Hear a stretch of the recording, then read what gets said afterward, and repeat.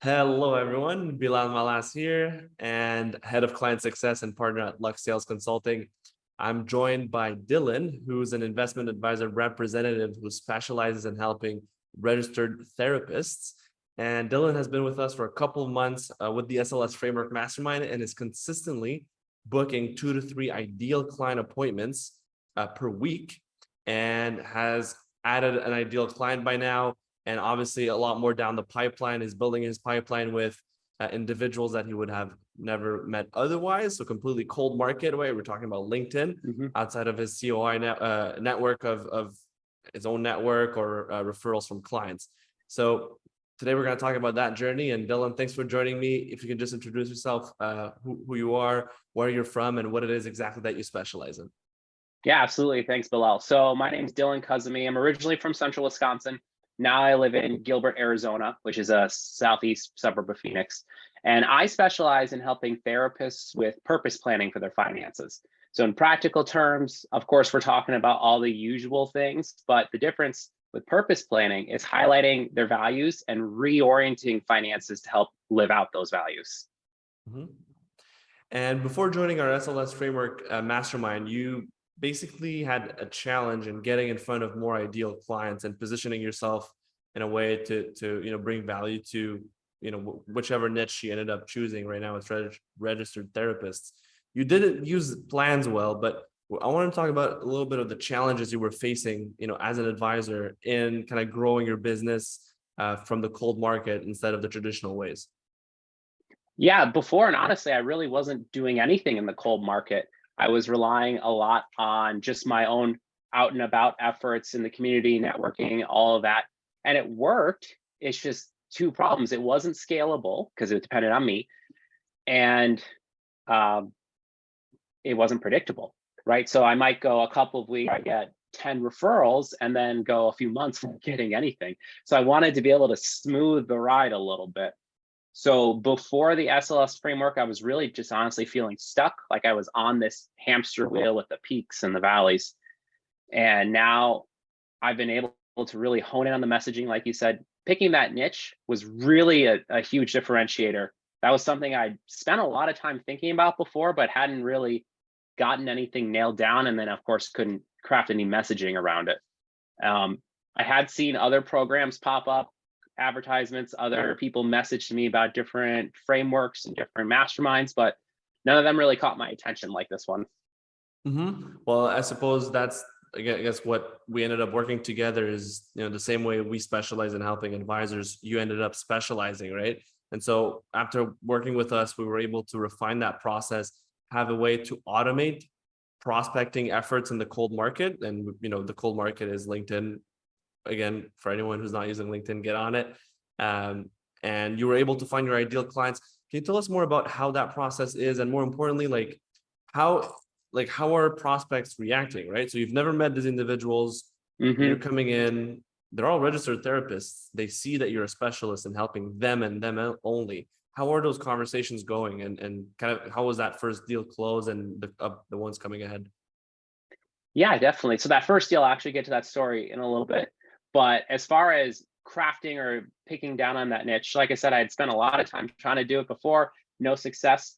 So I thought about the people I really loved to work with and why I loved to work with them. And it came up that it was people in the mental health profession, because that's an area where there's already overlapping interests that I have. Like I like talking about psychology and our subconscious thinking and neurology, all of that stuff. And that's not something you can fake. You have to have a little bit of genuine interest in that, in whatever field you're going after as well. But then once I crafted it down, and I wasn't sure if this would actually work as a target. So I went on LinkedIn and I just started searching based on the profession to see how many people were on LinkedIn, right? And I thought, okay, if I can get 0.01% of all those people as clients, is that going to work?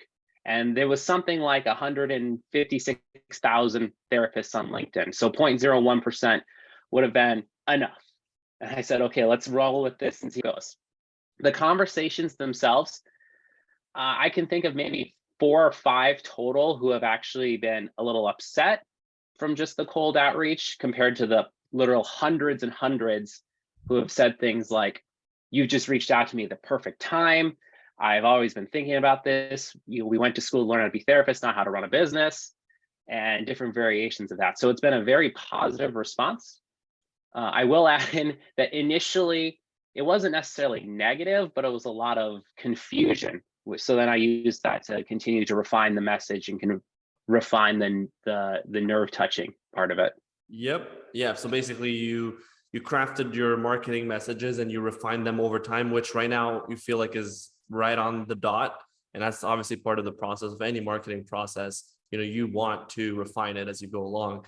And now you have those valued conversations and those initial meetings with completely people you've never met before. And like when you hop on calls as well, let's say it's just 15-minute discovery call, like how are those going? Is there any kind of friction on there? Do people know what they're hopping on a call for, right? Mhm. Yeah, once we get to that point, they're usually very, very open. And I tell them, I want to be respectful of your time. We got 15 minutes, so let's just jump right in. What's going on right now? What are you frustrated with? What are you hoping I can help you solve? And I just let them go from there. And then from there, there are still times where just timing isn't right. Maybe they see the value and they see the interest and they have interest, but it's just not the right for whatever reason. So of course we follow up on that. But overwhelmingly, once we get on that phone call, things go well, and then we're moving on to the next stage. Yeah, basically you're building your pipeline because usually it is a timing thing, and you just get a hit. The more people you hit, the more timely you are able to land on people who need help or are looking to make some changes, right? Or people who never really even thought of looking into financial health planning. So Yeah, yeah, exactly. And I'll add, at first I was a little frustrated that I wasn't getting more results faster. But then I reminded myself, as you said, this is a completely cold market. It's people I never would have had a connection with anyway. So I don't need to get all uptight about how quickly the results come in because it's all bonus, essentially. right. Yeah, that's another way to put it as well, right?